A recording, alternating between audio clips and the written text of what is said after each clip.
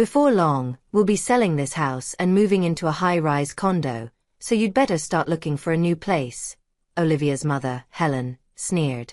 "Don't think for a second you'll be getting a dime of our father's inheritance, Lauren," she added with a cold edge in her voice. "We're having you relinquish your right to it." "Got that?" My sister's words cut deep, her face twisted into a cruel mask. Lauren's boyfriend stood nearby, laughing as if the situation were some sick joke. It was unbearable. Our father's funeral had just ended, and they were already discussing money. The sheer callousness was too much to handle. "I can't take this anymore," I shouted, my voice trembling with anger and pain. "I'm cutting ties with all of you." Just as the words left my mouth, the doorbell rang. I opened the door to find a man standing there, someone who looked vaguely familiar. "Let me introduce myself. I'm Olivia, 23 years old, and about to graduate from university. I'm not one to boast, but I consider myself strong-willed and patient. I've always been focused and dedicated to my studies, maintaining good grades throughout my academic career. I have dreams I'm determined to achieve, and although I'm generally content with my life, there's a significant worry that I can't shake. Olivia, come downstairs now." My mother's loud voice jolted me out of my thoughts. With a sigh, I reluctantly went downstairs, leaving behind the comfort of my studies. "Mom, Lauren, what's going on?" "I was studying as usual," I said, trying to keep my frustration in check. "You nerd. Still studying when university is almost over? What a hard worker," Lauren mocked, her voice dripping with sarcasm. She was always the center of attention, just like our mother had been in her younger days as a model. Now, Lauren was unemployed, using the excuse of helping around the house to avoid finding a job. "We're going shopping. You stay here and clean the dishes, do the laundry, and don't forget to iron properly," my mother ordered, her tone leaving no room for argument. "Also, we're out of detergent and a few other things, so you should go shopping too." I knew better than to talk back, so I simply nodded and agreed. Feeling the weight of their demands, I left the house, stressed but determined to get through the chores. As I began cleaning up the mess they'd left behind, I muttered to myself, "I need to get on with this." My mother, a former beauty queen with a taste for luxury, had always favored my beautiful sister, leaving me in the shadows. Despite everything, I pressed on, knowing I had to stay strong. I've never been considered all that pretty, and to make matters worse, my family has always treated me like a maid, dumping all the housework and chores on me. My sister Lauren has taken full advantage of this, and I've been oppressed by them both since I was little. Yet, I've tolerated it because, despite everything, they are my family. Then one day, my phone rang. When I looked at the screen, it was Dad. "Hello, Dad. It's been a while," I answered, feeling my mood lift instantly. "Oh, Olivia, it has been a while. Are you doing okay?" he asked, his voice warm and familiar. "I'm doing great. How about you, Dad? It's nighttime there, right? How's work?" "I'd like to say I'm fine, but I've been having some headaches lately. I'm planning to see a doctor soon. How's school going for you?" "Dad, take care of yourself, okay? As for school, thanks to you, everything is going well. I'm studying hard to achieve my dream." "That's my girl. You're always so diligent. Remember what I always tell you, be righteous and kind." "Don't worry, Dad, I'm doing my best." "That's my Olivia. I'll bring lots of souvenirs when I come home next time." After that conversation, I hung up the phone, feeling a mix of emotions. To put it bluntly, my family is well off, largely due to my father, Jerry, who has worked tirelessly, flying around the world for his job since he was young. Although he was often away, he was always kind to me, showering me with love whenever we had the chance to be together. I adored him more than anyone else. But to my mother, Helen, and my sister, Lauren, he was nothing more than an ATM. They lived lavishly off the money he earned without a second thought. "Be righteous and kind, Olivia," he would always say. His presence was nurturing and supportive, and he was my rock, the reason I've been able to stay strong all these years. But then, several months after I graduated from university, something chilling happened. "Olivia, Dad has..." Helen burst into my room, her face as pale as a ghost. Apparently, my father had collapsed at the airport as soon as he returned home and was rushed to the hospital. The moment I heard the news, Lauren, Helen, and I headed to the hospital in a panic. When we arrived, we found my once strong and vibrant father lying frail and helpless. "We suspect he's had a stroke," the doctor informed us. Despite receiving extensive treatment, my father's condition barely improved. He was left with severe physical paralysis and a speech impairment, unable to stand or speak properly. Seeing him in that state broke my heart. I knew I had to step up, so I made the difficult decision to put my dreams on hold and dedicate myself to caring for him at home.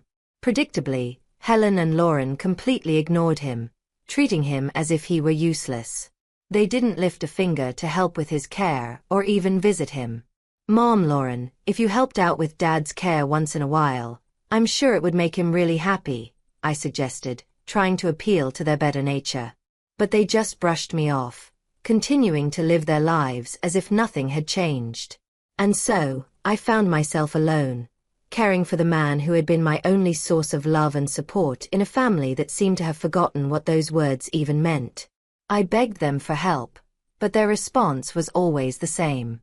"We're too busy. You take care of Dad." So, I did. Every day, I sat by my father's side and told him about the beautiful weather, even though he could only manage a faint response. I dedicated myself to learning everything I could about caregiving.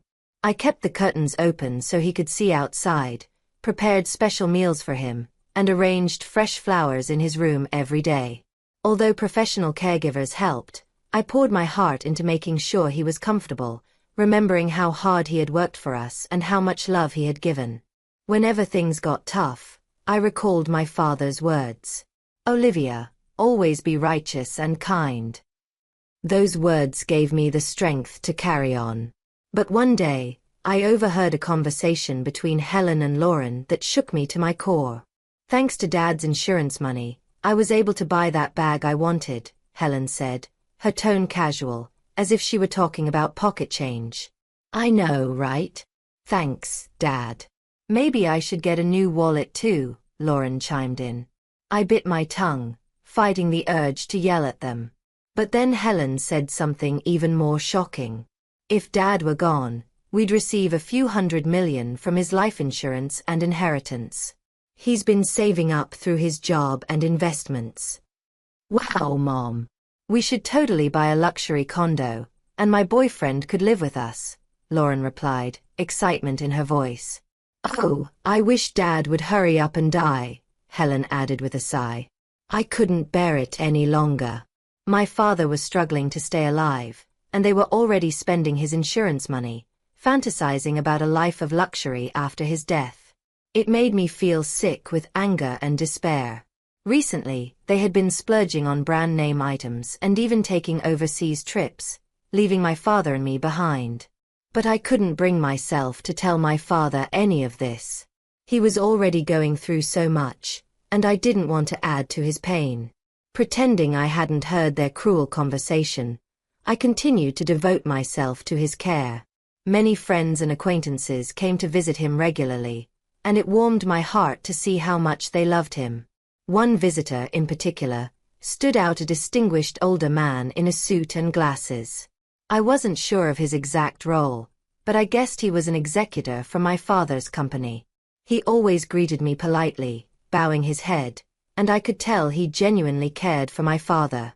On the days when my father had visitors, his face seemed brighter, and I naively hoped these peaceful days would continue. But a few months later, my father suffered another stroke. This time, it was too much for him to fight off, and he passed away suddenly. My heart broke, knowing that the one person who had always loved me unconditionally was gone. I clung to my father's lifeless body, sobbing uncontrollably. Even my mother and Lauren shed tears this time, mourning the loss of my father. What followed was a blur, a whirlwind of events. There was the wake, the funeral, and all the necessary arrangements that had to be made. Despite being the chief mourner, my mother did nothing, and neither did Lauren. In the end, it was left to me to handle everything on my own, rushing through the procedures and trying to keep it all together. The wake concluded, and the funeral was attended by many people. The sheer number of flowers and the crowd that came to pay their respects spoke volumes about the kind of man my father had been. Seeing how much he was loved gave me a small sense of comfort. As the funeral proceeded, the sound of sobbing filled the air, and with a peaceful expression on his face, my father began his final journey. By the evening of the 7th day after his passing, I was just beginning to recover from the initial shock and sadness. As I was tidying up after the day's rituals, my mother and Lauren called me into the living room. Sitting next to Lauren was a man she introduced as her fiancé. He was handsome like her, but knowing he used to be a male stripper, his frivolous nature was clear. His name was Larry. "So, about your father's inheritance," my mother began, and I felt a terrible sense of dread. Then, with a scornful laugh, she said something outrageous. "We're going to get a lot from your father's inheritance, so we've decided to sell this house and move into a luxury condo. You need to move out. Mom, it's only been a week since Dad passed away, and you're already talking about the inheritance and a luxury condo?" I asked, horrified. "We've already signed the contract," she said nonchalantly. "It's a brand new high-rise." "You've already signed? When did this happen?" I asked, trying to make sense of it all. "About a month ago, I guess," she replied, as if it were the most normal thing in the world. A month ago? But Dad was still alive and he was practically dying. "He had a lot of money, so it'll work out fine," my mother interrupted, as selfish as ever. Lauren chimed in. "Yes, that's right. The luxury condo is for Mom, me, and my fiancé. You're just in the way, so you should hurry up and find some shabby apartment." "Even you, sis? Are you serious?" I asked, stunned by her coldness. "Of course. And don't even think about getting any of Dad's inheritance. We'll make sure you renounce it. You understand, right?" Lauren said, approaching me with a terrifying expression, while Larry stood by, laughing. Their greed and callousness were suffocating. They had the nerve to talk about this while my father's mourning period wasn't even over. The betrayal was too much to bear. "You guys are the worst. I can't stand it anymore," I said, my voice filled with anger and despair. "I'm cutting ties with both of you," I declared, my voice shaking with emotion. "Good riddance," my mother and Lauren sneered, their laughter cutting through me like a knife. I clenched my fists, trembling with a mix of anger and sorrow.